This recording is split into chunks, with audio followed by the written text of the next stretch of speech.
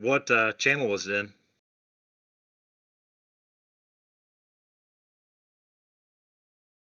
Ah, gotcha.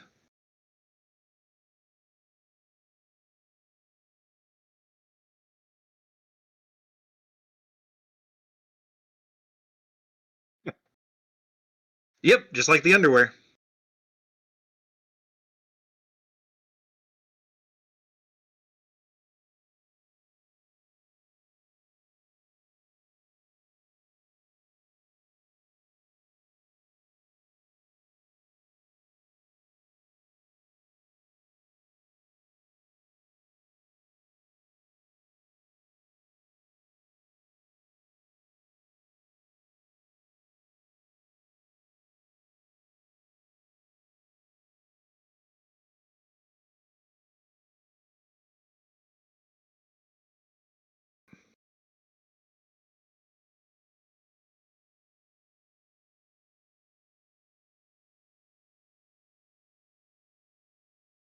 Well, it's the first time I've ever been a guest on a show. This will be kind of cool.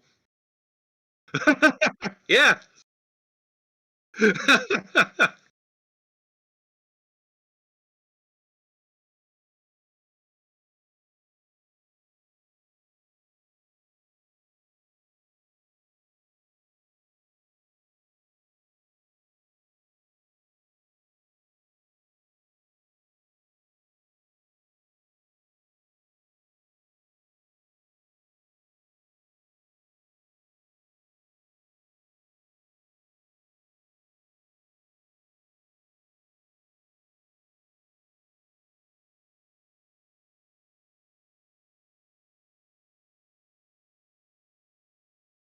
Yeah.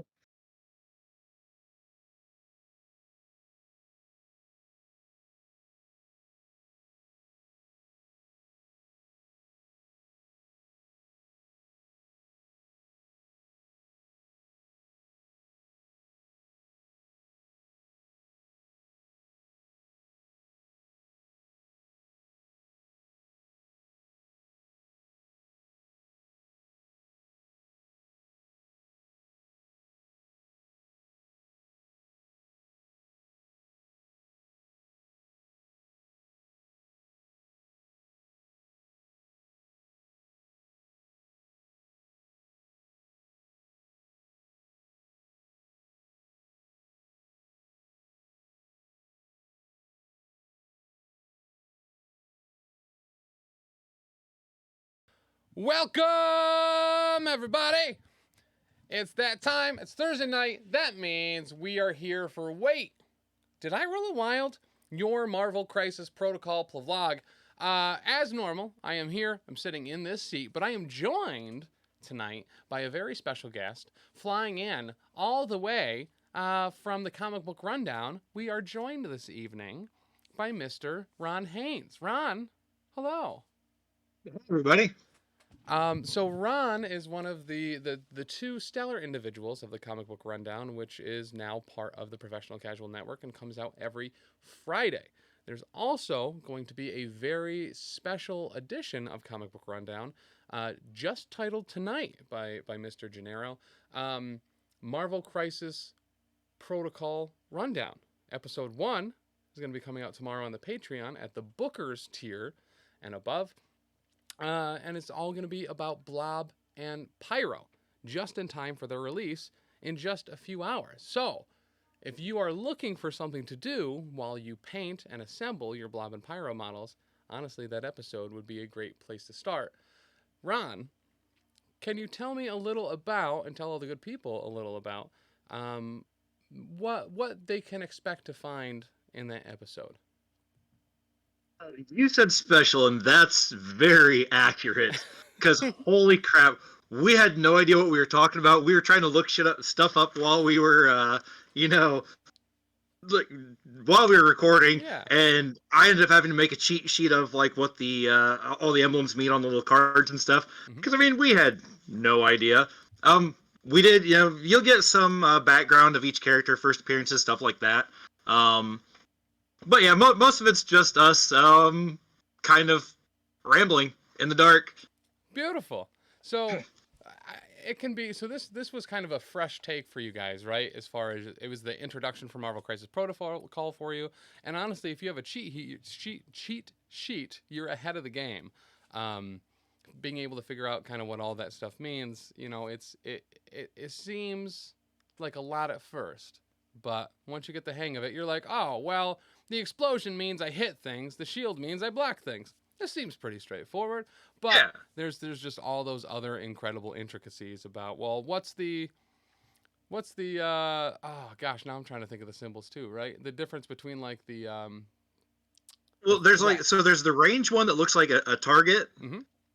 And then there was another one that looked very similar to it. I can't remember what it was. Oh, on the cards, the power one looked similar to it because we were like, I was looking at it on my phone, so I couldn't really see it all that well. Fair. Because I couldn't pull it up on the computer while I was in recording. Right. So I was trying to get it like while we were looking at it, and I'm like, I'm pretty sure that one's this, but and then the active one kind of looks like the range one also. Yes, it does. Yep. So I just did a teaching game with my wife this past week because she's going to be heading to Everwinter this weekend with us to be streaming. So if you're looking for something to do this weekend and you're not already heading to Everwinter to play some MCP, right here on the Twitch, we'll be streaming a lot of the day Saturday and then finals on Sunday, as well as there might be a couple other events and stuff that they're going to be running as well. But was teaching her, and that's kind of the constant thing that comes up is that the superpower symbol and the range icons are incredibly similar. And I feel like there's something else too that maybe, but anyway. So this week, AMG dropped kind of a whole bunch of news. They dropped both like a shadowed out, blocked out, like unlocked character teaser of a couple characters that looked pretty obvious to some. I know our good friends over at the Gamers Guild, Mr. Nate, has been incredibly excited about the possibility of one of these characters, but it showed the silhouette, right, of two characters on a rooftop. One had what looked like almost Dr. Octopus tentacles, except it was holding guns. And there's only so many characters that could have been. I assumed it was either a four-tailed scorpion from the Spider-Man Rogues Gallery, or maybe Stiltman with guns. But, it did turn out to be Mr. Dr. the Agent Venom, which honestly is just an absolutely rad character. His whole story as a whole is very interesting, and he was part of one of my favorite Thunderbolts team. Not my favorite Thunderbolts team, but one of my favorite Thunderbolts teams. Spider-Woman, Jessica Drew, was also in that picture and revealed as well. So it does look like sometime early 2023. That could be January. That could be March. That could be April, in all honesty. Q1 is sometimes a very loose term as far as release dates. But we know that is coming, and that is going to be joining a new addition to the Spider Foes and the Criminal Syndicate as well with Rhino. And unlike my dreams and wishes, it's not the Paul Giamatti Robo Rhino. It's regular good old fashioned Rhino. So, but okay, I get it, and actually they kind of pulled that from the Ultimate line, the robotic Rhino suit thing, which is pretty freaking cool. But at the same time, I like our big dumb lunky Rhino, so I do love, like, in every Spider-Man game ever, right? When you're fighting against Rhino, there's you just gotta run him into a wall. Yeah. Yep. Walls and power converters or, like, telephone poles. So it's a good thing in Marvel Crisis Protocol that the terrain is destructible, right? Because otherwise, if it stayed there after Rhino crashed into it, he'd be in a lot of trouble. But maybe you can get some of his obvious weakness, which is the ability to run into things and not people, just out of the way. So... now, tell me, Ron, are you familiar at all with Agent Venom? Have you had any experience with him during your tenure at the Comic Book Rundown? You may say I'm sort of a professional at this because I did read one issue of Agent Venom. So, yeah, like, I know that it's Flash Thompson. Okay. And that he has a hard time actually controlling it. So, I mean, but that's normal. Yeah, I often think back to Matt Gargan with the Venom symbiote, where they Oh had a. god, terrible. So I adored it. I loved that part of the Thunderbolts where it was Matt Gargan like coming out of Venom's torso and vomiting while Venom was eating someone, and they just couldn't agree on anything, and they were just not in sync whatsoever. Um, the cool thing about the Flash Thompson Venom, Agent Venom, is I mean, so Flash Thompson like lost his legs in like Iraq, Yeah. and they do kind of this whole thing where they like apply Venom to Flash for like an hour to two at a time, and then they like rip it off him so it can't like fully bond. So it's this weird like not weird. It's just actually this cool like almost kind of like resource. It's like you got like 15 minutes before. It's like it's kind of it reminds me of like the web fluid stuff. There's a clear resource that when that goes, bad things are going to happen. So you need to get back to base and recharge and put Venom back in his case for a little while. I've always kind of dug it quite a bit, but at the end of the day, it's also Venom with guns. You know what I mean? Dude, I love the suit, like the Yeah. design itself of the Venom, because it's not like you're, monstrous, gonna, destroy everything Venom. Yeah. Most of the time. It looks like if Spider-Man were, to fornicate with the Punisher and have a baby. It really does. It very much does look like Spidey Punisher or Punisher Man or Piter-Nisher.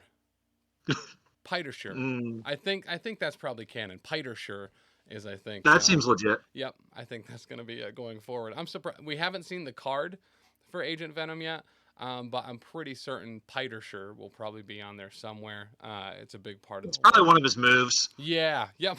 that'll be a spender. Once you get a little bit of power on him, he can finally use Piter-Sure, and it's every blanks and wilds and blocks all count as attack successes because you can make sure that you're Piter-Sure you're going to get the job done. So I think that's all you could possibly need. Now, how about Jessica Drew, Miss Spider-Woman? And what's your history with her? So, when you told me about this yesterday, I kind of did a little digging, because other than like when she shows up in like Amazing Spider-Man, like in the Spider-Verse or stuff like that, like I really didn't know much about her. So I'm looking it up, and one of the most interesting things I found was that she is actually a spider that's been turned into a human. Wait, what? Yeah, okay, so apparently her original backstory was that she was a spider that had been turned into a human, as opposed to like the human that gets the spider powers. And wait, really? Yeah. And then they retconned it to like she was like hit with a bunch of like radiation with spiders that gave her like a bunch of different spider powers, which is why she got like the venom thing and the like the little blasts and whatever. But it's all crazy because every like, I mean, she doesn't really have that much of a run of anything at all. Like her first run was the only reason why they put her in there originally, it was what was it? I might have it right here. Marvel Spotlight number 32 was her first appearance. And the only reason why she was in it was because Stan Lee wanted to make sure nobody else could use the Spider-Woman name. All right. Yeah. So it's like when you go to GoDaddy and just save a bunch of websites just so no one else can use them later. It's like, I got on, what's that called? Hive? Yeah. And you put my username in there so that just in case anything happens with it, I can pop on there and be like, okay, I've already got it, Yeah, 100%. I do remember... But, oh, sorry, go ahead. Yeah, but she also, like, they retconned it to where she's, like, got the radiation thing, and then they retconned it again to where, like, she and her parents lived in this, like, weird little mountain range thing, and her dad did experiments on her, and then he disappears, then she goes looking for him, and then she's part of Hydra, and it's so weird. So weird. She was like the pinnacle of like one of the more recent, quote unquote, Skrull invasions as well, right? Where she was like, yeah, because she was Skrull the whole time that she was part of S.H.I.E.L.D. and part of the Avengers, the new Avengers. Yeah. Yeah, it was very, very like they don't. It's almost like they don't know what the hell they want to do with her. So they're just like, well, what if we just do everything with her Right. all at the same time? She does seem like one of those characters that they like forget about sometimes, so then they just make really important out of nowhere. Yeah. I often think of like Molecule Man for that, where it's like, we haven't heard from that guy in a while. It's like be throwing the Trapster in. It's like, oh yeah, Trapster's actually at the center of the universe. At least that's certainly how I felt like when I was reading Secret Wars with Molecule Man. I was like, wait, what? This dude? Yeah. All right, just give him a cheeseburger. It'll be fine. But yeah, it's interesting. I'm super excited to see an expansion to the Web Warriors as a whole. I believe that's going to give us who does that give us in full? So obviously we have Spider-Man, Miles Morales, Ghost Spider. Let's see. So we have Amazing Spider-Man, Black Cat, Daredevil, Ghost Spider, Moon Knight is a Web Is Warrior. Daredevil part of? I mean, I guess they're the Marvel Knights, but yeah, okay. Then they also have Spider-Man, Amazing Spider-Man, because there's two, and Venom. So that's I think a great addition. I'm assuming maybe both will be in there, but how many characters total does Marvel Crisis Protocol have currently? Oh, great question. It's sorry to throw you out there, like while we're live and stuff, but I don't know much about the game because I've never like other than what Joey and I did for the Pyro and Blob thing, like. Yeah, let's see. So 132 currently. Hey, that's wild. That's my lucky number. Is it really? Yeah. 32 is Danny's lucky number. So you're just way to one upper, man. But but that also, I believe, includes that 132 number. Also includes, I think, some of the grunts. So that'd be like total models in the game. Sure. Because there's Nick Fury Jr. comes with like 3 shield agents on a base, and a Shadowlands Daredevil comes with some hand ninjas. Elektra can also use those same hand ninjas. So yeah. Cool. But yeah, and that's growing pretty consistently all the time. So will we get to 200 characters by the end of 2023? Absolutely not. But by the end of 2024, maybe. If they do like, that's still pretty aggressive. But I don't know. Maybe if they just like dump like all of the Inhumans, or not all the Inhumans, the Eternals or something like that in like one big set and just get those numbers up. But yeah. Do they normally release like 2 or 3 a month, or? Yeah, it's usually between 1 and 3. There was a whole bunch of issues like mid-pandemic as far as shipping and actually getting stuff into the country and stuff, but all over the place. So and then we'll have another one of those here in a little bit when railroad strike, Correct. Yep. So it kind of hit one of those things where like they were supposed to have stuff come out kind of regularly, and then it would get backed up, and then all of a sudden in 1 month there'd be like 8 models out. But yeah, normally 1 or 2 boxes of 1 to 2 characters each, kind of per month is what it seems like the flow will continue as. So tomorrow we have Blob and Pyro. We also have the Weapon X program rival set that has the OG like Wolverine number 10, Sabretooth, and Wolverine in it. That comes with like the Weapon X program, like is like the stereotypical bunker. It's like covered in snow and has the big door, and it comes with a motorcycle, which I'm all about. Just as far as I want to look this up because like I've never even looked at my Marvel Crisis Protocol. I've seen like the miniatures like that you guys have done like up on Instagram and stuff, but like I've never actually seen the game played. And every time I learn more about it, I'm like, I need to stay away from this because this sounds like a lot of money that I don't have to spend. So as far as other reasons that you should spend money you don't have on this game, as far as miniatures games go, it's a skirmish style, right? So you're not buying tons and tons and tons of units and models. You can kind of just buy what you actually want to play. You want to just play X-Men? Just buy the X-Men. It's fine. It absolutely works. But the amazing thing as far as the game as a whole is the terrain is destructible. You can pick people up and you can throw them. Dr. Octopus can hurl garbage cans. He can also hurl Spider-Mans. Like, it's all over the place. It's super fun. It's super cool. We went to a tournament once, the Atlantic City Open, and we were streaming it, and there was a guy playing Magneto, Shout out to Rob and Dr. D.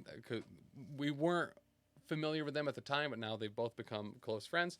And Rob's the chainmail guy, right? what's that? Is Rob the chainmail guy? Different Rob, but yes. Oh, okay. we have a lot of Robs here, but yeah, we met Rob Real, and he was playing, I believe, Brotherhood into Dr. D's She-Hulk, and took down a She-Hulk with a Magneto, just hurling garbage can after garbage can because it was the only terrain on the board and within range. But just that narratively, the story that tells of just a very panicky Magneto just grabbing whatever he can to take down a very, very obvious threat. I mean, they asked Magneto, you could take that trash can, wrap it around her face, then she can't breathe. So it makes sense. That's fair. I mean, she's got Hulk breath, though. I don't even know how that works, because I'm pretty certain they can, like, ride around on asteroids in space, so, like, they might not even need to breathe. True. Maybe they, yeah. Or, yeah. They're so powerful, they just pull the oxygen out of everything. Yeah, they're like fish. It's like, well, not fish, but it's like oxygen osmosis. They're like jellyfish, I guess is what I meant. Yeah, they can just pull it out of there.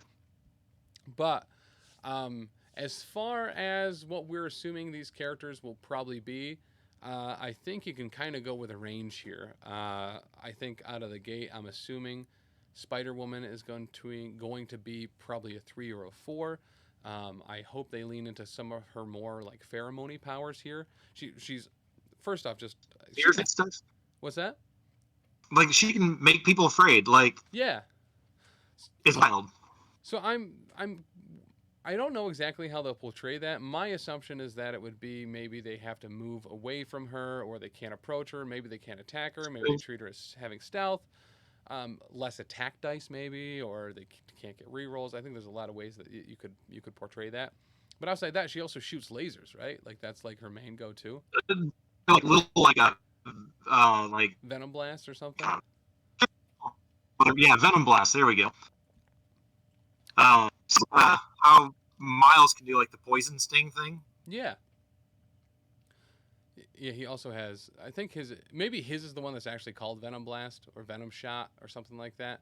But it messes with your synapses or something electronically. I think. But and then as far as Agent Venom, I think that could really be a pretty solid 4. We already have Punisher in the game, and kind of melding those two together, having some rapid fire pistol shots and being able to send some tentacles around, throwing people around, having wall crawler, maybe a longer movement, something along those lines, I think seems pretty spot on. As far as he goes, I'm very excited. So, rating system. Sorry, what's that? How does the rating system work for the characters? Like, is it like a 1 to 5 scale, or? So it was for a while. It was 1 to 6. Now they've added Malekith at 7. We also have Dormammu at threat 8. So 8 is currently as high as it goes. Thanos is a 6, but all of the gems that he can use count as 1 additional threat. So he can also go up to 8 threat. And there's a couple other characters too that can have gems. So like Star-Lord can use the power gem for a dance-off, or Doctor Strange can use the time gem. I think Corvus Glaive can use the reality gem. There's a handful of them out there that can use gems to increase their threat. But yeah, there's no 1s. So like a 2 would be like a Bullseye, a Rocket Raccoon, a Koye, Nebula. So not even the thugs are like the So they don't count. Like you said. Yeah, they don't count as threat at all because they come in with what they call like a parent character. So like the Shield agents can only work with Nick Fury Jr. So they can only operate on his term. They're part of his character as a whole. 3s would be Viper, War Machine, Iron Man. And granted, they kind of do it in a way where they're saying like when a character comes out at a certain threat level, it's this character in this particular timeline or this scenario. So like we have had 2 different Black Widows. We have just regular old Black Widow. She's a 2 threat. Agent of S.H.I.E.L.D. Black Widow, a little bit buffer, got some more stuff going on, is a 3 threat. Same with Doctor Strange. They have 2 versions of him. Granted, they're both 5 threat, but one's the Sorcerer Supreme and one's just regular old Dr. Stephen Strange.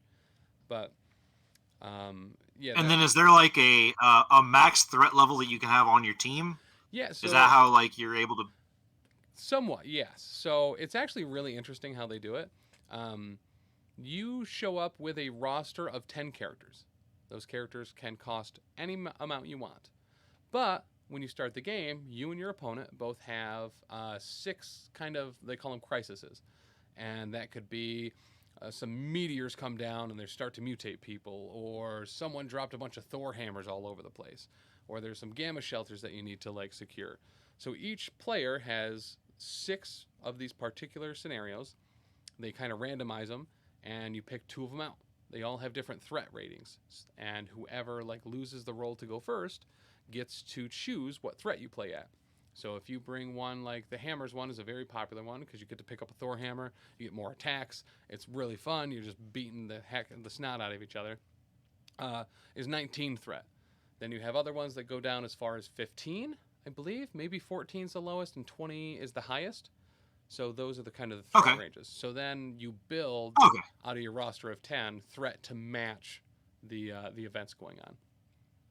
Gotcha. So it's like a good idea to have like multiple levels, so that way if it's like 14, you could have like, you know, like 3 level 3 level 3s, and then, you know, like make up the rest of it.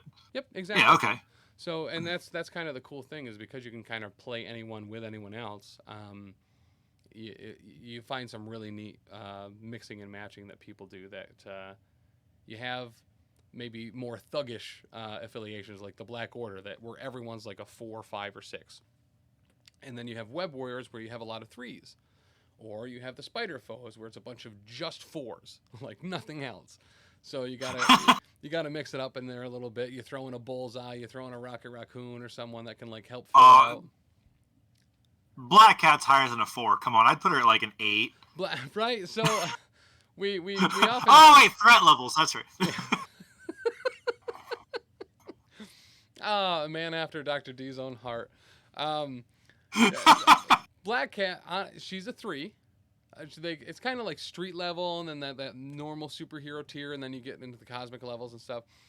Black Cat can just straight up yoink objectives off of people. She's really, really, really good. She should probably be higher than what she is, because she's an incredibly popular and an incredibly powerful character, just not damage-wise. She's not going to like wipe models off the table, but she will get the way you win out of your hands, take it, and run away, which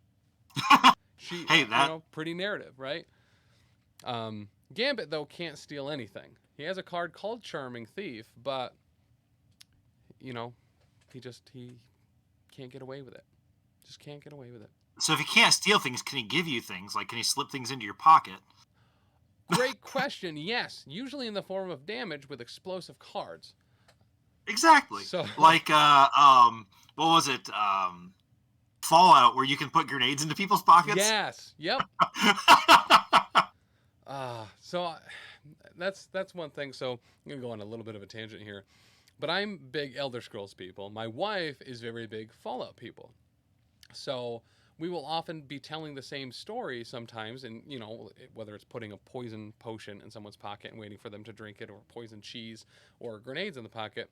It is very nice that even though we're into very different games, we often pull the same exact. The crossover's great. Yep, 100%. Yeah, I see. I love both of them, and I sneak in everything that I play because I mean, that's my favorite thing to do. Mm-hmm. Like, it drove my kids crazy when I first bought Skyrim, because all I would do is sneak around everywhere, and they're like, "What are you doing?" And I'm like, "Just pay attention." And then like I'd keep getting level increases, and they're like, "You're not doing anything." I'm like, "I'm sneaking and killing things." I was like, "That's all I have to do," and then I level up. Yep, I've only been playing for 4 hours, but I've maxed out pickpocketing. You know, like I legendaried my stealth 3 times. Wow. All right. And that was the thing. Whenever I played Skyrim, it was very difficult to not play a stealth guy with a bow, over and over and over. That's what I do. Yeah. See, I've only played it once through. Okay. But I was like, okay, I'm gonna stealth, and then I'm gonna work up my bows, and then I did the blacksmithing, enchanting, alchemy, like rotation, to where my bow was doing like 200 and something damage. Nice. And then that's not even including the arrows. Yeah. So like, other than Alduin, and a couple of the other like Elder Dragons. I could two-shot most of the dragons in the game. Nice. Nice. It was fantastic. I'm habitually starting over in those types of games. Where I'm like, I get past that, maybe that first 5 to 10 hours. I'm like, I'm going to try it this way. And now I'm going to play a Khajiit that wears heavy armor and just punches people. And that's all they do. And then that character... That's a good... Right?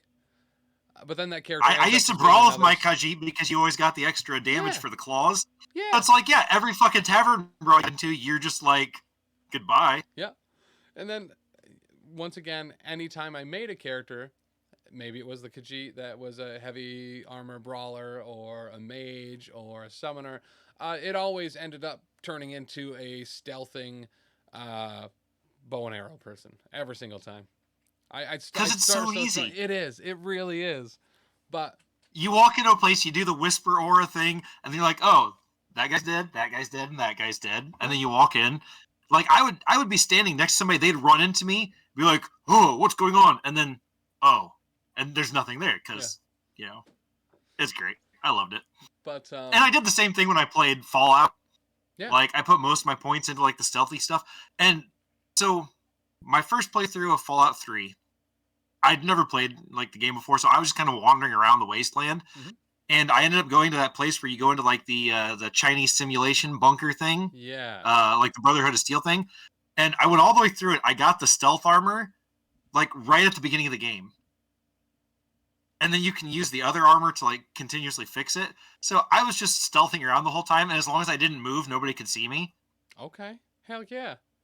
That and the Gauss rifle, or Gauss rifle, or whatever the hell it's called. Dude, I can't say that word the same twice in a row, ever. Like, I always think I'm saying the wrong one. But, to circle back... oh, yeah. Moving on! That's right, Marvel Crisis Protocol. So over the next couple days, we are going to be at Everwinter, which is in downtown Boston, covering their competitive tournament. There's going to be a couple of other casual events that are going on throughout the weekend. There are still tickets available, and we're super excited to be there. So I believe the day starts at 10 a.m. Saturday, right here on the Twitch. That'll go till probably, I don't know, 5 or 6, maybe. I believe it's 5 rounds day 1, 3 to 4 rounds day 2. So it'll be a couple long days. Day 2, Sunday, we'll start around the same time, I believe, about 10, and we'll finish up probably around 4. It is our intent to stream the road trip to Boston. Whether that works out or not, we don't know. But we'll try it because... Somebody got a hotspot to take with them? Yeah. I mean, I have unlimited data, probably, for a while at least, until they, they'll cap me pretty quick, I think. But the shtick and the running joke has always been that no one ever helps me drive. When we went to Adepticon, drove the whole way there, whole way back. Oh, you're that guy. Yeah, Chuck and Taylor never offered. They offered in like literally the first 20 minutes, and then never again. I mean, that's fair. If you turn him down once, you don't want to be pushy and be like, are you sure you don't want me to drive? Right. Yeah, listen, if you ask me once, I assume you don't mean it. You have to ask me literally 17 times. And then I'm like, oh, they might actually mean it this time.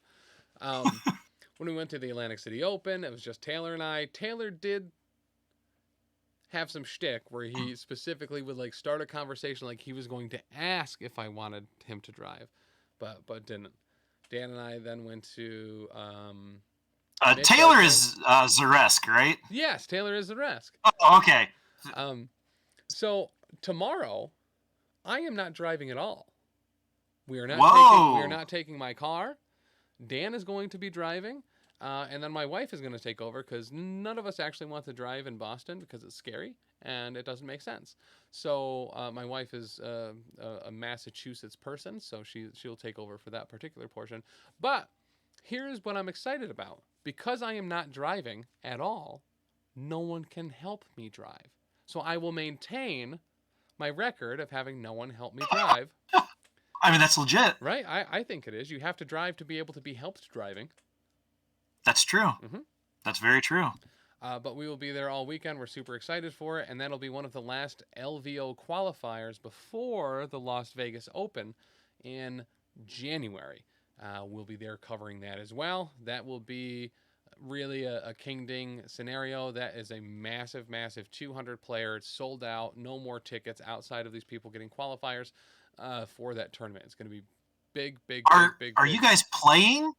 No, we are going to stream the. Okay, I didn't know if any of you guys were going to be playing tomorrow also.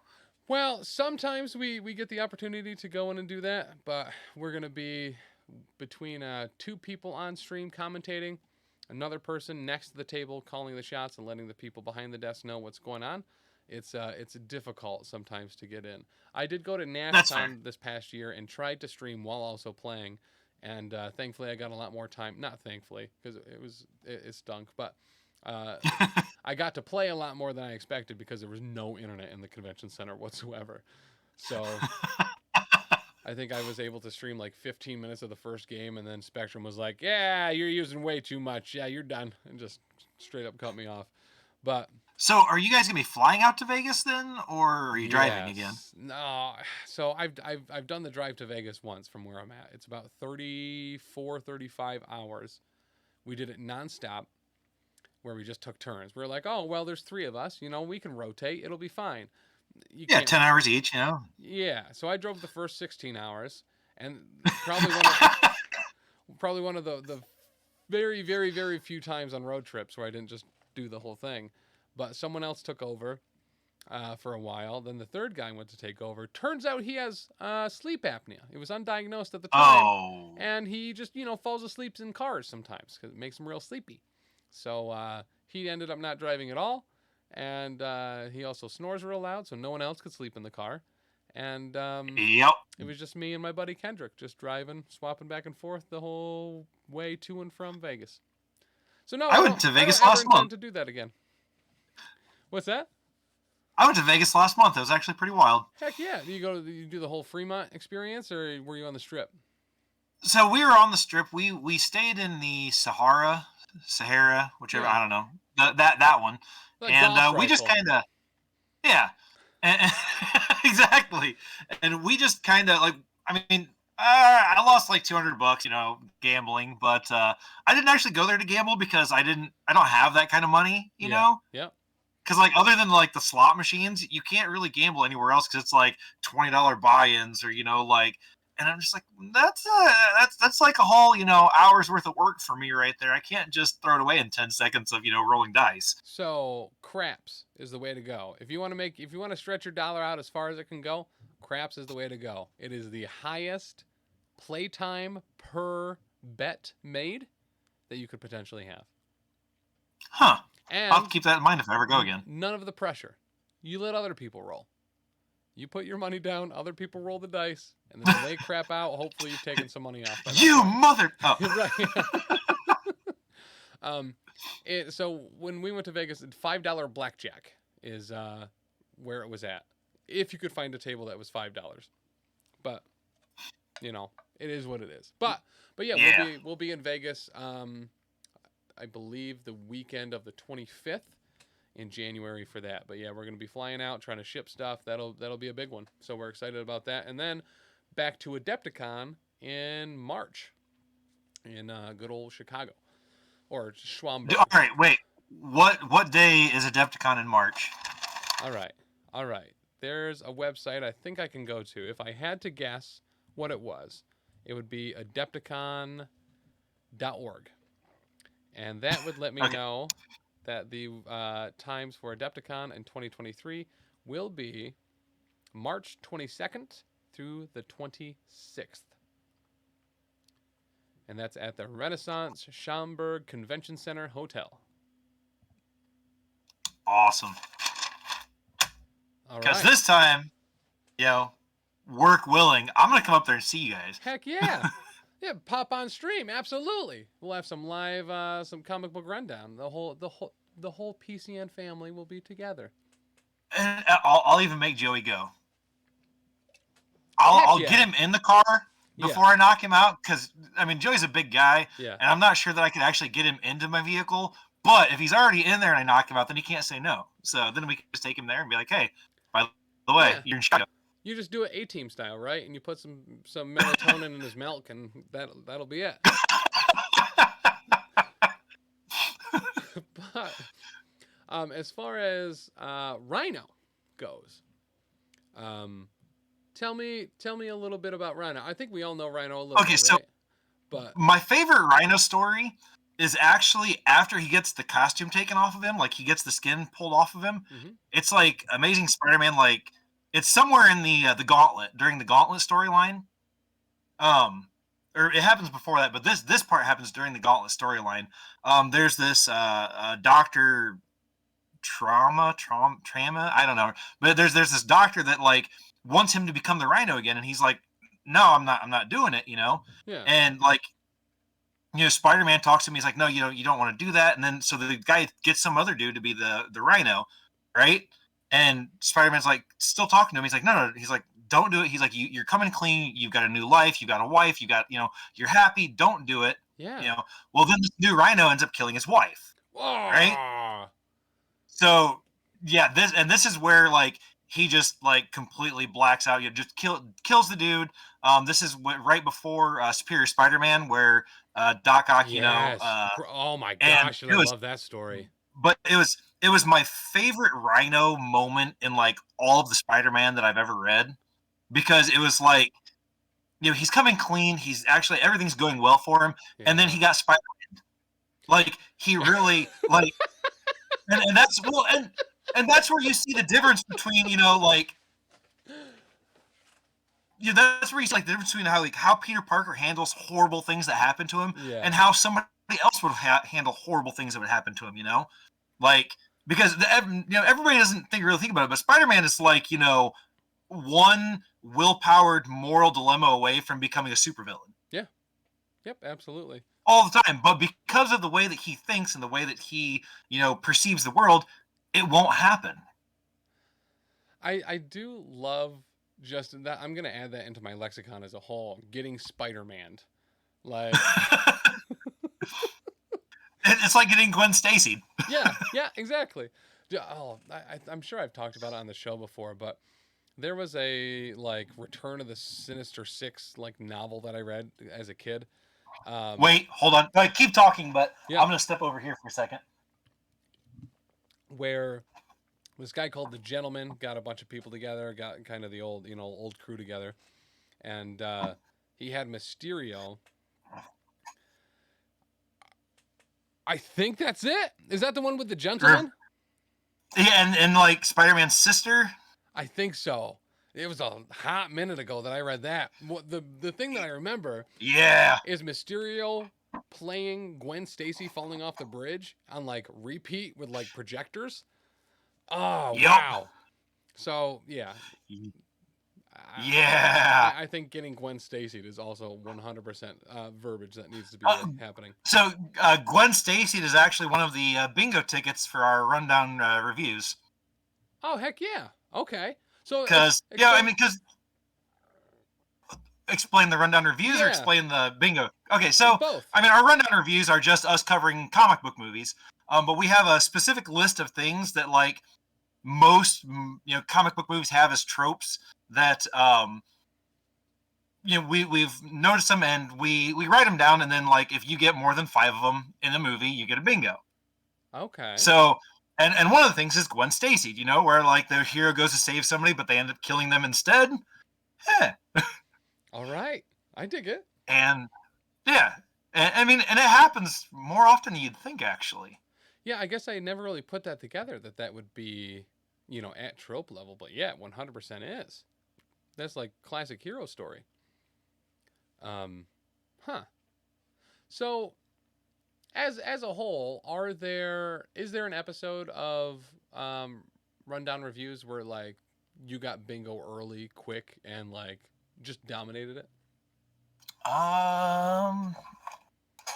Let's see. I have to go back to figure out when we actually started doing the bingos, because we didn't do them from the get-go, and then we were like, you know what? We really need to have something that goes with all the stuff that happens in movies that's just so similar. I think nudity or perceived nudity is one of the bingos that we have. Okay. Let's see. I think the Batman 66 was the first one that we had a whole lot of them go off right away. Just because, like, I mean, we've got things like comic book logic, unexplainable science, identity reveals, villain monologues, the hero kills, stuff like that. You know, those are actually, I guess I could just the whole list. Dead parents. I mean, obviously, so many heroes have dead parents because what's better to send you into being a hero than trauma? Yeah, 100%. Rejecting your powers. Dying mentors, the inability to control your powers, like the whole responsibility trope, like, you know, I have these powers, so I have to do it, you know. Villain monologues, government interference, which is, like, especially in all some the time. Older, that was like every enemy of, like, every, you know, Hulk or whatever it was always a nameless military outfit. Even Sonic the Hedgehog, same deal. We've got unexplainable science, comic book logic, love triangles with yourself. So, like, Clark Kent is in love with Lois Lane, who is in love with Superman, who is also Clark Kent. Spider-Man, same deal. Yeah. And let's see, we've got the hero designing their own costume, identity reveals to villains, to friends, and to love interests. Because, I mean, it happens all the damn time. Yeah, absolutely. Training montages, because, I mean, what's a hero movie without a training montage? Correct. Very much so.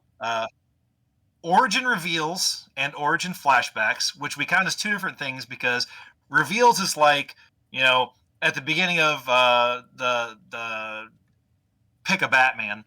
Yeah. And, you know, we get to see his parents get killed for the 56th time. And then, you know, as opposed to, like, origin flashbacks with, like, I don't know. There's movies out there that do it. I can't think of one right off the bat, but we've got reformed bad guys, betrayal by friends, product placement, which is a big one in more current ones than it is in the older ones. The Nolan movies, right? It was real bad in that. We've got the Wilhelm scream, which actually shows up a lot more than you'd think. The Wilhelm scream? What's that? Wilhelm scream, like the shriek that they've had recorded for, like, I don't know how long, but they use the same, like, it's like that yell of just terror. Okay. The hero killing someone, breaking the fourth wall, sexual innuendos, cameo appearances, and we're very specific in the cameo appearances where it can't be somebody that's actually specifically for it. It's got to be somebody, you know, like when Stan Lee does his cameos, or, you know, stuff like that, or like when like people show up in, like, Batman at the end of one of the movies when he's picking up all the people for the Justice League thing. Oh, that type of thing. Yeah, I gotcha. We have Gwen Stacy, nude scenes or implied nude scenes, because there are so many times where, I mean, you know, up until, like, the late 80s, it was just like, oh, I mean, if you don't have your tits out, is it really a, you know, movie? Right. And then after that, it was like, oh, we got to be modest. You can just show them pretending they're naked. Scooby-Doo chase scenes, which happens actually more often than you'd think. Misogyny, because that, I mean, rampant, yeah, everywhere. And we also have actors playing themselves, which happens a lot in. Oh yeah. I think of Bruce Campbell and some of the more, and exactly. Yep. Exactly. But then we also do a kill count for. We started that, I think, with one of the Batman movies, or maybe it was something before the Batman movies. But we started keeping a kill count because we're like, how many people actually died in this movie? How you know, like, no, they're just sleeping. If you only knew how many times I reference that Batman, the College Humor Batman, Joey hates it. And I think that might fuel me to do it, but also because it's fucking hilarious. Oh my god, it's so good. And in order that might surprise you. I love Pete Holmes so much. And then, thanks to Chuck, we also have the Spawn Cape Continuum, which is basically just, you know, how did the graphic or the special effects and stuff like that hold up from original to now? Yeah. But yeah, and obviously we go through and cover the movies. I won't go back and watch Spawn. All of my memories of it are very good. So you don't want to watch it again. Nope. I made the mistake of showing it to my kids, and I'm like, I swear to God, this was not trash when I saw it when I was a kid. Yeah. I saw it when I was like 13 or 14. My dad took me to it because it was rated R. It was like this big, cool, super awesome thing, and I was super into Spawn. But yeah, I won't go back. It'll. Yeah, I watched it on HBO. I watched it on HBO, and I'm like, dude, this is so awesome. Oh. And then they had it in the $5 bin at Walmart, and I picked it up, and I took it. I'm like, kids, you gotta check this out. This is so badass. Yeah. And then I'm like, oh God, look, don't judge your dad based on what he thought was cool as a kid. All right. Yeah. Yep. So we also have a giveaway to do for Everwinter. Ooh. So we were given kind of a handful of raffle tickets to be able to give out for people that are going. And I have, I believe, a small list of people. I'm just checking my messages here quick to make sure I have all the names. But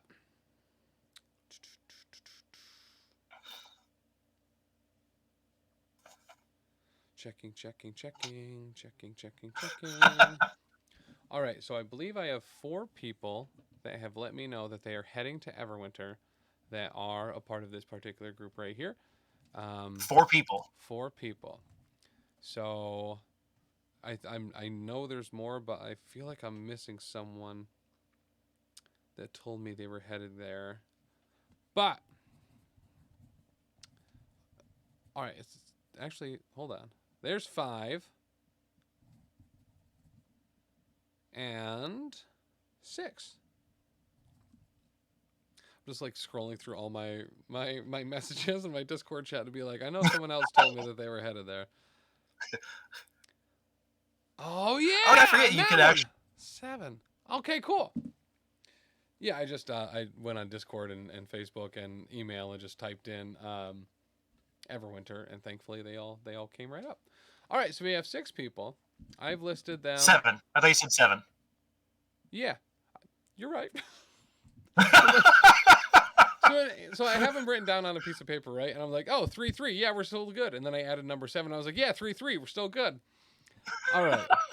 So I'm going to assign these people all a number. And here's how we're going to choose first, second, and third for this. Roll a D8. Ron, do you have a D8 handy? Give me just a second. Okay. Nope, wrong thing. Brian, I was not counting you because with you, Matt, Alex, Dan, Taylor, myself, that would put us at like 12 or 13. Lindsay 14. So I am not including you guys in that. I also didn't include Mr. Dylan Dyer because he is not going to Everwinter to play MCP. But so we have 7. I didn't realize you were here too. But yeah, you're running it. You're I feel like I don't know. I feel like I shouldn't do that. But so yeah. Well, hey, if that'd make the 8th person, I mean that even out the dice. All right, so number 8 will be one of those other 8 people that I mentioned that I don't think should be eligible. And okay, so if we roll an 8, we'll roll an 8 again and then figure out which one of those it is. Yes. Yep. Okay.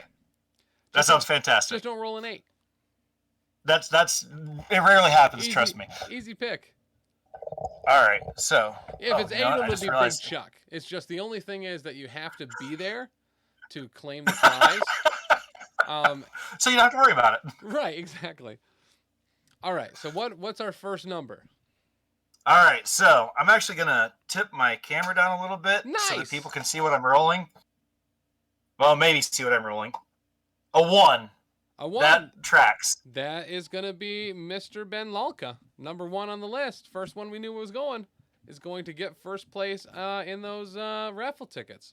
Congratulations, Ben. All right. Number 2. 6. 6 is Rusty. Sweet. Rusty, you've gotten second place for the giveaway and going to be getting a handful of raffle tickets yourself. Number 3. And that's a 1 again. Hold on a second. You only get 1, Ben. You can only win once. 5. Number 5. 5 is going to be Otis. So Otis will get the 3rd spot, guys. So make sure to hit me up when we get there, or when you guys get there. I will let the people running the show know who got 1st, 2nd, and 3rd. First, we have Ben. 2nd, we have Rusty. And 3rd, we have Mr. Otis. Congratulations, guys. Yeah, you'll be getting some extra raffle tickets for Everwinter. So, and that sounds pretty wild. You said there's a whole, it's a massive, massive prize wall. Like, Warhammer stuff, MCP stuff, all sorts of, custom things. It's, a huge, huge, huge deal. Their prize support at Everwinter is, really next level. It's some, ridiculous amount of money that they spend off of the ticket sales, that they, work with a couple of game companies and a couple, retailers to make sure they're, maximizing what they can put on that wall. And it's going to be awesome. Awesome. I mean, that's really genius, too, because you'd think that'd pull a lot of people in to do it also, because, you're literally getting free stuff just for doing something fun. Correct.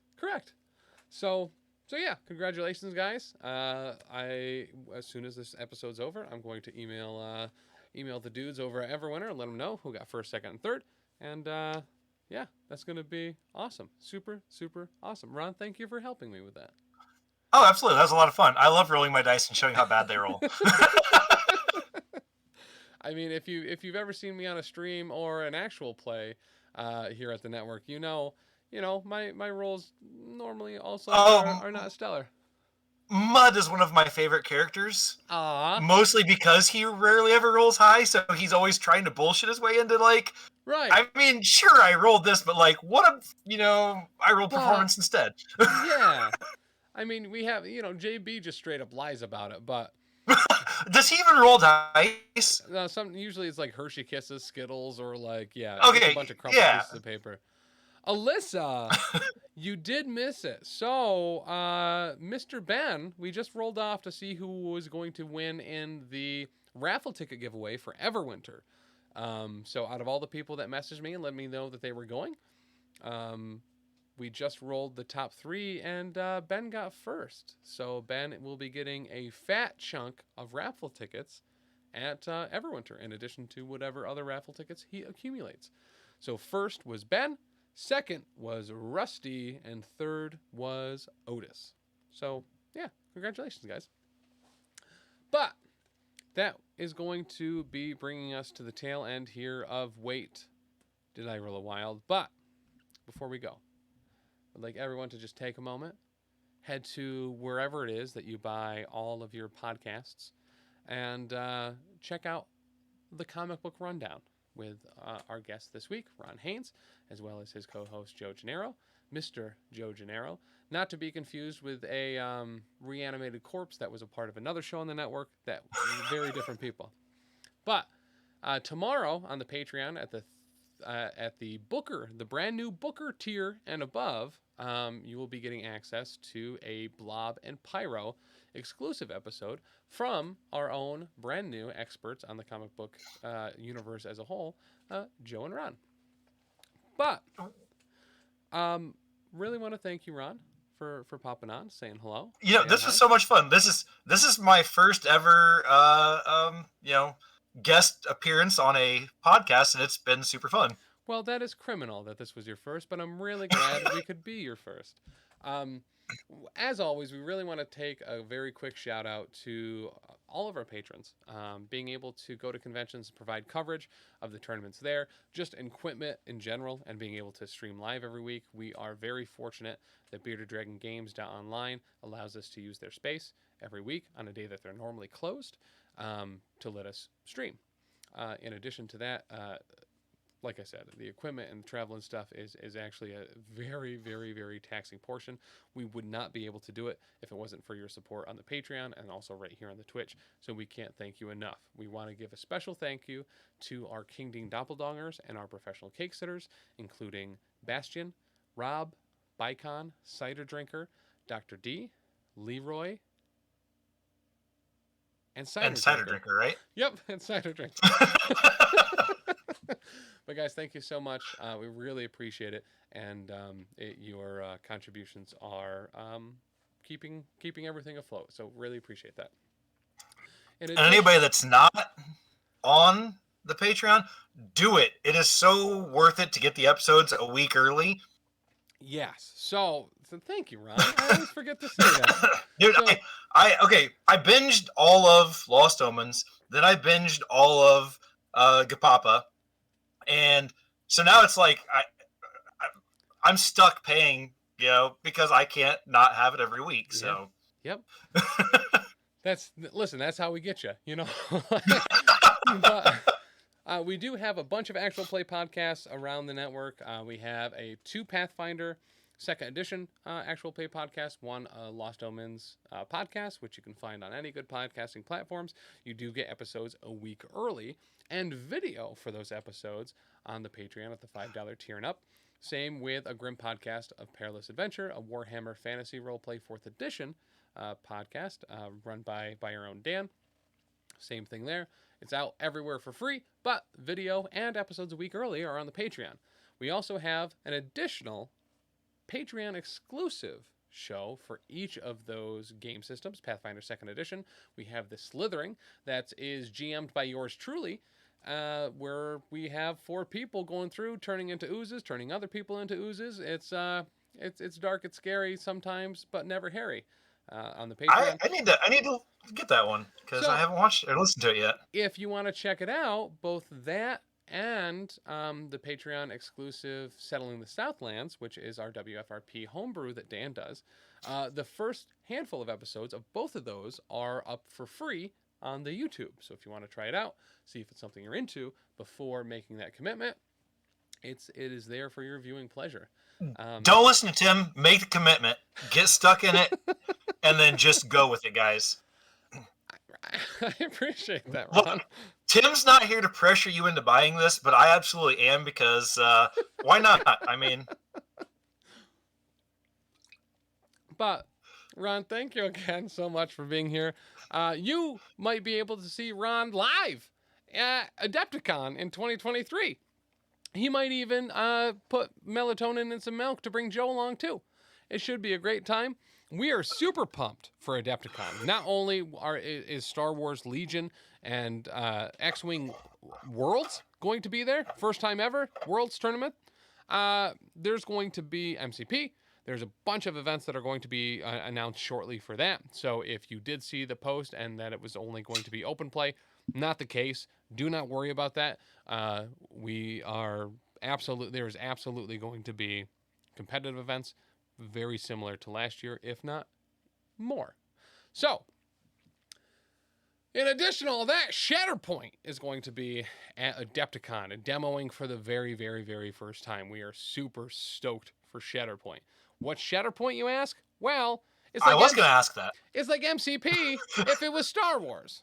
So, for Star Wars currently, you have X-Wing, which is a ship in space battle. You have Legion, which is like armies of troops, more similar to like maybe a Warhammer. You have Armada. I'm actually super unfamiliar with Armada, but Shatterpoint is going to be a skirmish based. So you're going to be running heroes and a couple extra units. So you're going to be running Luke, Ahsoka, Darth Maul. I'm sorry, we haven't seen Luke. I think the ones we've seen so far are Ventress, Maul, Ahsoka, Rex, Mando. No, maybe not Mando. Maybe I'm getting my games confused. But we're going to get a whole bunch of information. That still sounds like a solid lineup. Yeah, so the starter box, I think, is Ventress and Maul. I know that's the Sith side. And then I think it's Anakin and Ahsoka on the... That's awesome. On the bad guy side. So Yeah, I'm super stoked for it. It looks like we've seen some IG units, we've seen some battle droids, we've seen a whole bunch of other things too.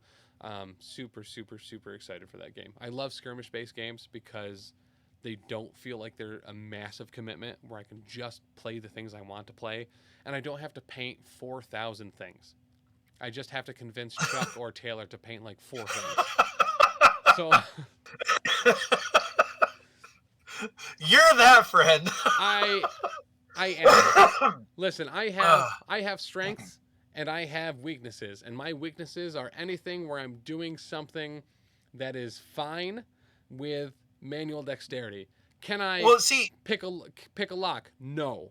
Can I assemble a model? Yes, but if it doesn't work, it's because I'm applying too much pressure and I just break it. I snap things off all the time, and it's super frustrating. And But the painting, I mean, no, but see, that's the thing. This is your own character, right? I mean, obviously it's the character for the game, but like, you could just like paint a smiley face on him. Like, it doesn't even have to be good. And then it's your original art, and then like people are gonna be like, "Man, you remember that one time when Tim had that, Rhino character that had a dick for a horn?" Like, I was gonna go with maybe a Jackson Pollock thing where I'll just splatter paint on them all, and pretend like I did it on purpose. You know what I mean? Just get a bunch of paintbrushes in there, get them wet, and just. Hey, 80% of art is confidence, right? I mean, if you have the confidence to put the crap out there, sell it, like, you're already overachieving more than most of us get, so. I am confident that what I will do will not be traditionally good. Fantastic. And that can mean a lot of things to a lot of people, but I'm confident in it.